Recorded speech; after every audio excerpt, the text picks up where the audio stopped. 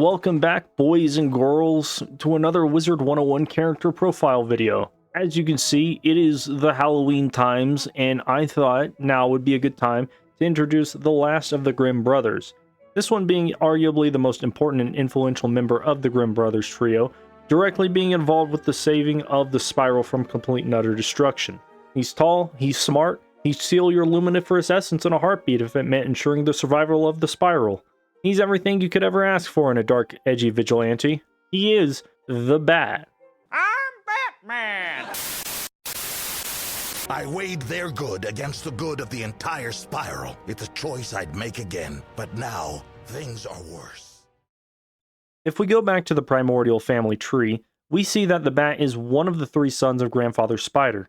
In fact, he is the youngest of the trio, the Scorpion being the middle child and the Rat being the eldest. The Bat was conceived by Grandfather Spider sometime either before or after Spider had his heart ripped out by Grandmother Raven and was imprisoned in the black hole in Chrysalis. Regardless of the order of events, the early Zafarians did in fact leave a record of all they knew of Grandfather Spider and his children. The Bat is said to be a brilliant shape-shifting vampire, a master of illusion and subterfuge with a heart as black as night. And this is pretty spot on for what we actually get to see in the game. That being said, the Bat stands apart from his brothers in a way that we'll get into later on. The first time we encounter the Bat is in Empyrea Part 1. After questing through the aerial jungle, making our way through the city of Xanadu, we find out that the city is overrun by agents of Shadow, being led by none other than the Bat. We quest through the city of Xanadu, making our way through the sewers until we eventually make it to the Bat's lair, aka the Bat Cave. We encounter the Bat at the end of the Bat Cave, only to find the Bat having extracted Mallory's luminiferous essence. For some context, at the end of the prior world of Mirage, we, the Wizard, along with our not-so-trusty sidekick Mallory, ventured to the sands of time in order to stop Grandfather Spider from rewinding time, destroying the Spiral in the process. However, during the events of Polaris, Mallory would come to find out that she is in fact part of Grandmother Raven herself, given sentience, and would endeavor to stop Grandfather Spider at any cost. After defeating Grandfather Spider in a duel, Mallory goes for the kill, attempting to assassinate a distressed elderly who was just beaten up by a strong-willed protagonist. However, Spider, with the many years of getting his ass handed to him by just about everybody who fights him, came prepared and completely turned the tables on his would-be assassin. Grandfather Spider knew that Grandmother Raven would try to stop him, so he pivoted from destroying the Spiral immediately, which he could have done at any time, to choosing to delay his plans in order to capture Mallory, only to hand her over to his son, the Bat, so that the Bat could find a way to use Mallory to help him destroy the Spiral. Yeah, it doesn't make much sense if you think about it, so don't think about it. And that's basically the entire reason that the Bat is holding Mallory hostage to begin with. However, we aren't the only ones to arrive. Medulla, an Arcanum initiate turned Cabal spy, arrives in order to help the Bat speed up the process of using Mallory to destroy the Spiral. In an interesting turn of events, the Bat is actually hostile towards Medulla for some reason, opting to continue on his own rather than accept Medulla's help. I'd like to take this moment to point out that when we arrive at the Bat Cave, Orc takes note of how slow the Bat is moving, commenting that the Bat seems to be dragging his heels. This is something that'll be important later on. Medulla decides to take the matter into his own hands, attacking the Bat's psyche, reading his mind, and stealing the idea for the Bat's plans. You see, the Bat realized it was going to be pretty tough to get through Grandmother Raven's defenses in order to destroy the paradox chains that bind Grandfather Spider's Chaos Heart to the world of Empyrea. In fact, it would have been nearly impossible for anyone who wasn't Grandmother Raven to make it past the barriers around the spots where the paradox chains are anchored. So the Bat came up with a brilliant plan to use Grandmother Raven's own power against the paradox chains in order to destroy them. Mallory, being the living embodiment of Raven's love for Spider, was at one point technically part of Grandmother Raven, and therefore technically is still part of Grandmother Raven, albeit with her own autonomy. The Bat theorized that by stealing Mallory's luminiferous essence, or light essence, he could use that essence to destroy the paradox chains that Grandmother Raven herself created. With that in mind, the Bat would endeavor to create a cannon capable of weaponizing Mallory's essence. Some might venture to call this weapon an essence cannon. However, at the time that we the Wizard and Medulla arrived, the essence cannon was not finished yet. At this time, the Bat only had concepts of a plan. After being weakened by Medulla's earlier psychic attack, and the threat of our wizard entering the fray, the bat makes the tactical decision to retreat, allowing Medulla to capture Mallory as well as take the idea for the bat's essence cannon with him. Later on in the story, we the wizard, along with Khan, realize that the bat plans on destroying the Fire and Ice Paradox chain in Athanor because it is the closest chain at the moment. Remember, the bat still has Mallory's luminiferous essence, so he can still do some damage on his own even without Mallory. When we arrive at Athanor, we find that the bat has been sowing chaos throughout the region. We make our way through outer and inner Athanor, helping the Fire and Ice dwarves fix all of the bat's mischief, ultimately confronting the bat in the Temple of Light in inner Athanor, which holds the Fire and Ice Paradox chain. We find that the bat has infiltrated the Temple of Light and has defeated the Luphalum Guardians and brought a new complete essence cannon to the Paradox chains along with some minions. Weakened from our skirmish, the bat has nowhere to go, but before we capture him, Medulla also arrives with Mallory. Medulla hypnotizes Mallory into destroying the Fire and Ice Paradox chains, causing the Athanor region to begin shaking uncontrollably. Medulla then flees with Mallory, but not before taking the bat's now complete essence cannon. Now, you may be asking yourselves, well, if Mallory could destroy the chains with her own magic, why did the bat even bother making the essence cannon? That is an excellent question. We find out that the entire reason the bat decided to take his time creating the essence cannon was so that he could use Mallory's luminiferous essence, aka Grandmother Raven's luminiferous essence, to snipe any of the paradox chains from across the map. By godly seafood, that still doesn't explain why the bat took so long to create the essence cannon. Would have been faster to just drag Mallory to all the different chains and destroy them all. The idea of the essence cannon was completely irrelevant. And to that I say, you are absolutely right. That still doesn't explain why the bat chose to take the longest, most difficult route to complete Grandfather Spider's goal of retrieving his Chaos Heart, which, in turn, would have untethered the spiral, causing the spiral to be destroyed as a whole. It's almost as if the bat was intentionally stalling for time. And that's exactly what we find out to be the case. We confront the bat only for him to tell us that he was against Grandfather Spider's plans of destroying the spiral from the very beginning. The idea for the essence cannon was given to Grandfather Spider as a reason for Spider to hand over Mallory to the bat, so that the bat could then buy time and keep Mallory away from the Cabal members who would later realize that it would be faster if they just took Mallory to the Paradox chains directly. And this goes back to what Pork had mentioned earlier. The bat actually was dragging his heels, all so that he could come up with a plan to prevent Grandfather Spider from destroying the spiral. Ultimately though, we the wizard don't have much time to consider whether or not the bat is telling us the truth, as after the destruction of the Fire and Ice Paradox chain, the floating island of Athanor now begins to shake violently due to spinning out of control. The bat deduces that, with the chains now gone, Athanor will begin to spin so rapidly that it'll end up destroying itself, killing all of the inhabitants that dwell there, and could also wreak havoc across all life on Empyrea.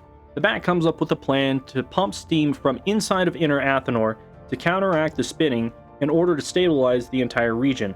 However, this would require the Ice and Fire dwarves to set aside years of mistrust and hatred against each other and trust each other in order to save their home, which is something that most likely would not happen in such a short amount of time. Reluctantly, we choose to trust the bat and choose to relay the plan to the Ice and Fire dwarves before leaving them to figure it out themselves. Yep, after telling them how to fix the problem, we fucking dip. I think this is the first time in the game that KingsIsle has ever said, fuck the extra meaningless side quest level main storyline quests. There's an entire other storyline you have to get to. We don't get to witness the dwarves actually save their land from complete and utter destruction. It's just assumed they managed to figure it out and not die in the process. But anyway, after wishing the dwarves good luck, we journey with the bat over to Ariel Shore and meet up with the rest of Pork and crew. The bat manages to convince everybody that he's good by giving them the lesser of two evils ultimatum. They can choose not to trust the bat and capture him, or they can worry about the fact that Medulla has a fully functioning essence cannon and the one person whose luminiferous essence that, when combined, could snipe the other two paradox chains from across the map, bringing Grandfather Spider's Chaos Heart, which would cause the destruction of the spiral at just about any time. So yeah, clearly our only option is to join forces with the bat, get eaten up by a giant sky squid named Sepidious, which happens to be Medulla's base of operations, journey through the innards of Sepidious, defeating Cabal agents throughout the squid's insides, and make our way all the way to Medulla's control room, where we would plan to take Mallory back and the essence cannon in order to stop the Cabal's evil plans. And that's exactly what we do. Part of the Bat's plan was to use the Cabal sheens that controlled Sepidious in order to slow down the Sky Squid, which was supposed to cause Medulla to leave his headquarters to go investigate, allowing our team to infiltrate the base and take back Mallory and the Essence Cannon without any resistance whatsoever. This goes about as well as you can expect. After defeating a bunch of filler bosses that are just rip-off villains from the Batman comics, we make our way to Medulla's headquarters, only to be confronted by Medulla himself. It turns out that Medulla saw through our 1000 IQ play and said, "Fuck you, I may be a brain monster that looks like a deformed nutsack, but I'm not stupid," and promptly captured Pork, Beans, and Spark, which we left at the Cabal machines to slow the Sky Squid down, hypnotizing them in order to turn them against us. We defeat Medulla, saving Pork and crew, and finally take control of the Essence Cannon. We secure Medulla's headquarters and watch as that nutsack-looking fuck gets taken by some globulins and probably dissolved in Sepidious' stomach acid. For real, we just let that dude get mauled to death by the globulins. It's kind of fucked up if you think about it. After all of that, the Bat goes and makes a great end-of-fight speech where he praises us as well as Pork and crew for representing everything good about the Spiral and tells us that we're all heroes. And then the Bat kills Mallory by having everyone start flipping levers in order to stabilize Sepidious. Seriously, he causes us to be accessories to his attempted murder by telling us to just start flipping some switches, it'll work out. And we believe this man. The Bat then escapes, but not before finishing the job. Beans, the resident "darn it, I'm a doctor, not insert literally any profession here" Star Trek meme, reveals that Mallory is still alive, but barely hanging on by a thread. Yeah, spoiler alert, Mallory lives, bitch. The reason the Bat tries to kill Mallory is because Grandfather Spider won't stop until he gets what he wants, his Chaos Heart. And since Grandmother Raven isn't willing to give Spider his heart back, Mallory, being part of Grandmother Raven, is the easiest option for Spider to break the paradox chains and get his heart back. However, the Bat knows Mallory is basically innocent, simply being the easiest option for Spider to get his heart back, and genuinely feels sorry for what he believes he has to do. Much like in Athanor, the Bat weighed the good of Mallory against the good of the entire Spiral, and made a decision that would ensure the survival of the entire Spiral. Being the hero and doing the right thing is never as easy as it's made out to be. Sometimes you have to make hard choices, and for the Bat, this was one of those times. The Bat would appear again at the beginning of Empyrea Part 2.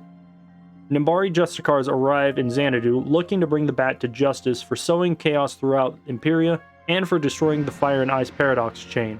Although they don't actually know that it was technically Medulla who destroyed the chain using Mallory, but that part doesn't really matter. We end up capturing the Bat after Spark invents a light net that ends up suppressing the Bat's shadowness, because like light beats shadow but then is also weak against shadow, but also light is super effective against the element of shadow that it is also weak against, and none of this makes sense when you really think about it. We deliver the Bat to Khan. However, the Nimbari Justicars convince Khan to allow the Bat to be imprisoned and stand trial at the Nimbus Citadel in Numaya.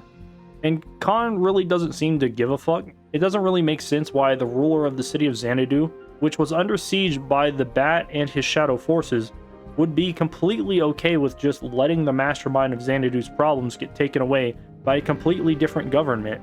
The Bat is taken to Numaya, supposedly to stand trial at some point in the future, while we go and do other stuff.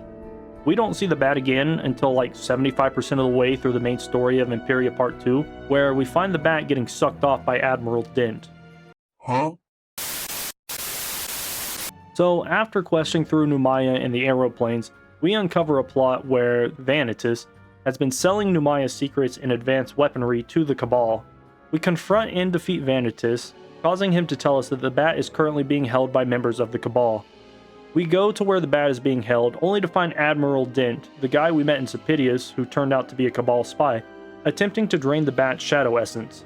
Like I said earlier, the Bat was getting his shadow essence sucked off of him by Admiral Dent. I know how I phrased it the first time, and I was not technically incorrect. I just chose to omit vital context. You see, the Cabal made a deal with Vanitas. If Vanitas would help the Cabal create a super weapon that they could use to destroy the Paradox Chains, using the advanced weaponry and technology of Numaya, they would give him random shit from the Spiral. For context, Numaya and Empyrea as a whole have been cut off from the Spiral ever since the Spiral was formed, So gaining access to technology and crafts from different cultures that they had never experienced before was a bit of an interest for Vanitas. We find out that Vanitas had the entire citadel of Nimbus formatted into a giant super weapon for this purpose. Up until now, we believe that the Cabal needed Mallory's luminiferous essence to destroy the paradox chains binding Grandfather Spider's heart, and that is still technically true. However, Admiral Din explains to us that by using the Bat's shadow essence, they can destroy the part of the world of Empyrea that is holding the chains tethering Empyrea to Spider's heart. The Bat also corroborates this idea that his shadow essence, if turned into a beam of pure destructive energy, could destroy worlds, if not parts of worlds. We watch as Admiral Dent, with the help of the Numayan superweapon, destroys the part of Mandala that anchored the life and death paradox chain to the world of Empyrea.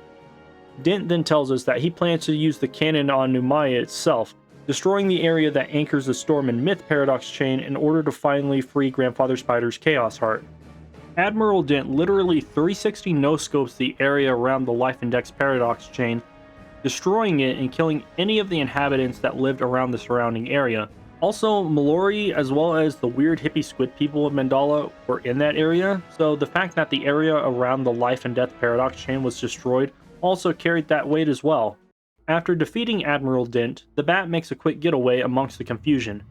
We continue questing, lending our aid to the survivors of Mandala while making our way to the Chaos Jungle in order to find Mallory and company. Unfortunately, the inhabitants of Mandala survived, and Mallory and company were just leaving the Cave of Quickening as the chain was being targeted by Admiral Dent, the cave being located close to the Life and Death paradox chain. Upon reaching them, the Bat then appears.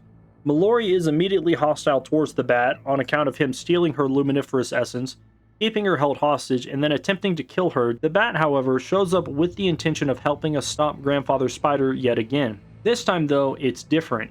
In the past, the Bat would have been willing to do anything, sacrifice anyone, in order to save the Spiral. But now, he has realized that he was wrong, and with this realization comes the Bat's true hero arc that leads him to redeem himself. Even though he did kidnap a girl, nearly kill her by draining her life essence, inadvertently nearly caused the deaths of tens, if not hundreds, of ice and fire dwarves, as well as actually try to kill Mallory in order to stop his father from having an easier way to get his heart back. You see, as long as you have good intentions and end up completing a 180 character arc to redeem yourself, you too can commit war crimes and other atrocities with zero repercussions.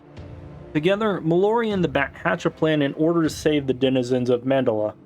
Mallory points out that life magic is just the echo of the Song of Creation, which created the Spiral, and that shadow magic is really just about changing reality, about making warped reflections of what is and what was. With this knowledge, they come up with a plan to have the Bat use his shadow magic in order to create a shadow version of the area of Mandala that was destroyed, and then have Mallory use her life essence to grow a new forest in order to repair the anchor to the Life and Death paradox chain in order to re-tether Spider's Chaos Heart to the world of Empyrea. In order for this plan to work, the Bat needs to recover his lost shadow essence, which was taken by Admiral Dent when he destroyed the area around the Life and Death paradox chain. The Bat has us collect a shadow-tainted object, which is just a part of the Temple of Light that was hit directly by the shadow beam that Admiral Dent fired. And after collecting it, the Bat would have us target him with shadow-enhanced spells so that he can charge the shadow-tainted fragment in order to replenish his own shadow essence. It's a pretty unique fight where all we have to do is use some shadow-enhanced spells aside from like Dark Seraph and Shadow Trickster to damage the Bat. Like, it's pretty neat. There aren't a lot of fights like this one.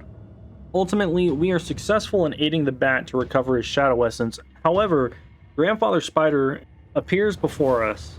Under the guise of reason, Grandfather Spider attempts to sway us to his side, telling us that if we capture Mallory and bring her to him, he will let us become the ruler of the next world. You know, after Grandfather Spider destroys the Spiral and all that. We decline, of course, and the Bat notes how weakened Grandfather Spider is, pointing out the fact that he can't even reach us in Empyrea with the ether blocking the entrance to the world. Spider then calls bullshit, however, stating that it's because of the ether weakening that he is able to manifest himself in the world at all. Grandfather Spider then dips and we continue questing in the Chaos Jungle.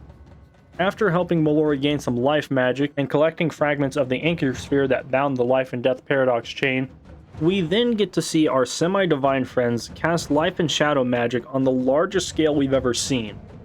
At this point in time, the best our wizards are capable of throwing out are shadow aura spells or using Scion or Bartleby or shit like that, while these motherfuckers literally warp the reality in front of us, creating land made of shadow magic, while the other one, in perfect unison, grows an entire forest on top of the Shadowland in order to bind the life and death paradox chain back to the world of Empyrea. Like, what the fuck, dude? I ain't learned nothing in this Ravenwood Academy school. I want my money back. After saving Mandala, we are confronted by the primordial trio themselves, in astral form. Spider attempts to sway us to his side, Grandmother Raven then shows up and starts arguing with Spider, and then Bartleby shows up and starts arguing with both of them. And then Raven dips after alluding to some new scheme she's come up with to end things. Man, old people beef is fucking insane. Big Dick Bartleby then tells us to meet him in the Husk, the remnants of the primordial forest where he once stood in the First World. Bartleby informs us that Grandmother Raven has summoned the Storm Titan, one of the 3 legendary titans that caused the destruction of the First World to begin with. Raven intends to have the Storm Titan aid her by cutting through the ether storm surrounding Empyrea in order to allow her to destroy Spider's Chaos Heart. Bartleby devises a plan to stop the Storm Titan by having our trio conduct the song which sang the Titans to sleep in the first place, aka the Titanic Lullaby. We make our way through the forest, awakening the primordial trees from their long slumber with the water from the springs eternal, all the while having Mallory setting the tempo for the song, while we also battle the forces of Raven and Spider. We make our way through the first 2 primordial groves, waking the trees and setting them up to conduct the Titanic Lullaby. However, in the 3rd and final grove, we are met by both the rat and the scorpion. The bat taunts his brothers, only to have the scorpion reveal that Spider himself sent the scorpion and the rat to offer the bat one last chance to forsake his friends and turn them over to Grandfather Spider. However, the bat refuses to obey his family's orders, deciding to take a stand with us and Mallory, stating that unlike them, he has a purpose that is far greater than just being their father's puppet. We then engage in a fight against the rat and the scorpion. This battle is actually pretty neat. Throughout the fight, we see the rat and the scorpion fight amongst each other, constantly stealing each other's shadow pips and attacking each other, just going back and forth, just like how siblings do in real life. Ultimately, we defeat the duo, but not before they implore their brother one last time to come to his senses. The scorpion points out that regardless of how strong our group is, we are simply no match for a titan. The rat then offers both the bat and Mallory refuge by summoning a portal to the Shadow Realm so that they can at least survive the end times. But little do they know, the bat was simply built different. The bat tells his brothers that he would die 1,000 deaths alongside the friends that he loves before he would ever choose to go with his brothers. Realizing that they won't be able to reason with their brother, the rat and scorpion take refuge in the Shadow Realm where they remain to this day. Our heroic trio journeys to the last primordial grove, waking the trees and conducting the Titanic Lullaby in order to stop the Storm Titan from reaching Spider's Chaos Heart. Interestingly enough, the bat actually shows signs of being tired. It was explained to us earlier that Mallory and the bat are technically related to the Titans, so it makes sense that they would be affected by the magic song that was created to put their Titan relatives to sleep. We journey through the wake of the Storm Titan's turbulent storm, determined to force the Titan to release his grip on the Storm and Myth Paradox chain that he's been using in order to bolster his own magical strength. We must brave his turbulent wake and force the Storm Titan to release his grip from the Paradox chain. Okay, great. But then what? We'll cross that bridge when we get there, together. And then the bat makes some lame joke and we all die of embarrassment. Let's storm this Titan!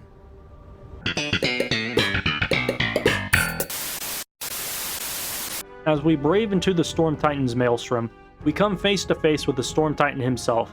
However, the singing of the primordial trees seems to be clearly affecting him. The Titan then throws down his trident before vanishing into the storm. The bat determines that the best way to defeat the Storm Titan is to destroy his trident, which should weaken him enough to make him lose his grip on the Paradox chain. After what used to be an epic battle that got watered down to be a pretty easy fight with the implementation of challenge mode and standard modes for this boss fight, We defeat the Storm Titan's trident, causing the Storm Titan to let go of the Stormy Paradox chain and try to recover his weapon. With the Titan's attention now away from the Paradox chain, Mallory turns to the Bat, awaiting the next set of instructions on how to deal with the Storm Titan. And in an epic bet-it-all gamble for the fate of the world decision, the Bat tells Mallory to destroy the Myth and Storm Paradox chain. Understandably, Mallory is confused as to why the Bat would ask them to do something that, when done once before, had clear negative side effects on the world and the denizens that inhabit it. But this is a do-or-die moment, and also we're not meant to go back and see the rest of the world, so fuck Numaya and everybody who lives there, let's break this chain. The Bat simply tells Mallory to trust him, you know, even though he's almost killed her multiple times due to his rational decision making, but fuck it, the story's getting good and we're close to the end, baby. Mallory ends up breaking the chain, which ends up destroying the Storm Titan's trident somehow, causing the Storm Titan to flee into the ether in his weakened state. But there's no time to celebrate, however, because unfortunately after dealing with the Storm Titan, the Bat feels his father's presence in the husk. With the Chaos Heart now free from all of the Paradox chains, and I guess we never technically repaired the Life and Death Paradox chain, we just repaired the island that tethered the Paradox chain to Spider's heart, Spider has come to take what is rightfully his. Before we're able to reach it, Spider stands before his Chaos Heart, in awe of what he had lost so long ago. Grandmother Raven then shows up, and the two begin to argue with each other.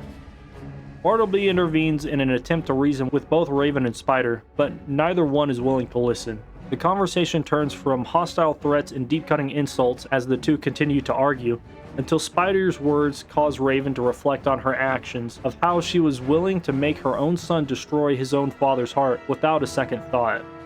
The two begin to cool down and think about their actions, to the point where their hostility entirely fades away from one another. But then, the Storm Titan comes out of nowhere and just starts blasting. The Titan, now having been changed by the ether that surrounds Empyrea, throws a lightning strike at Spider, and then at Raven, and then attempts to steal the heart, either to destroy it or gain even more power from it. I don't really know why he chose to do that. All seems lost until Bartleby chimes in. He tells the Bat and Mallory to harness their essences and combine them so that we, the Wizard, can be imbued with their light and shadow essence in order to become the Divine Paradox, which I guess automatically makes us capable of defeating the Storm Titan. Basically, it's like a power-up that stacks and makes us a super ultra mega wizard or some shit. We dip our toes into their mixed light and shadow essence, fight the Aether Titan, and win. We then use our newfound Paradox essence, made from combining the light and shadow essence from the Bat and Mallory, to stabilize the Chaos Heart and sing the... Wait, what? And sing the Song of Creation to reweave the threads of reality that were torn apart from the Aether Titan's attempt to destroy the heart? I didn't know that.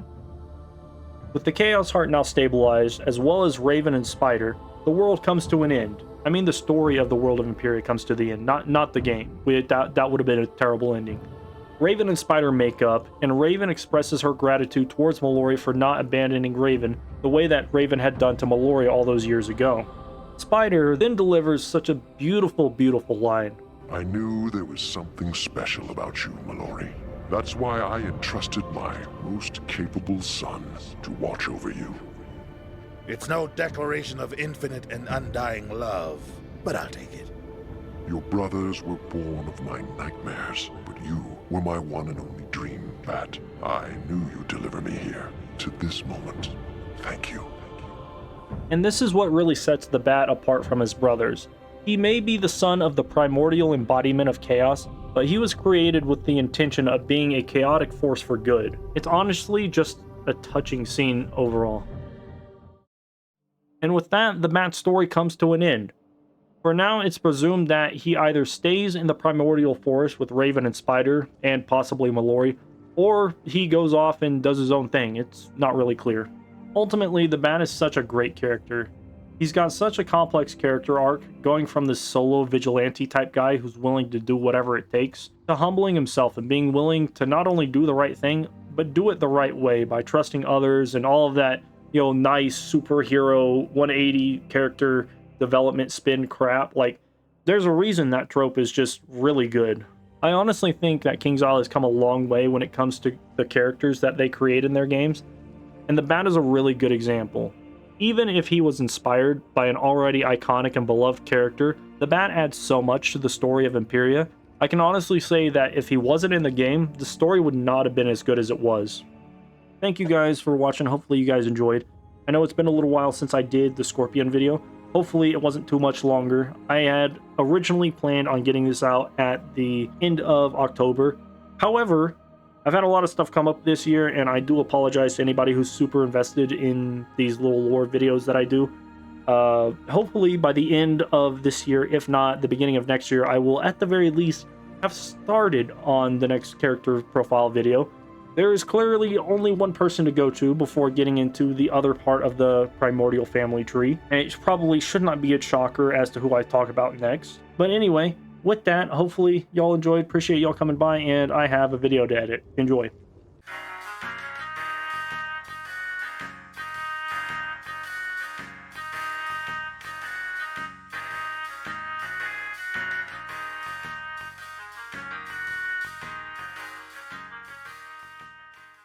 No, I keep whistling.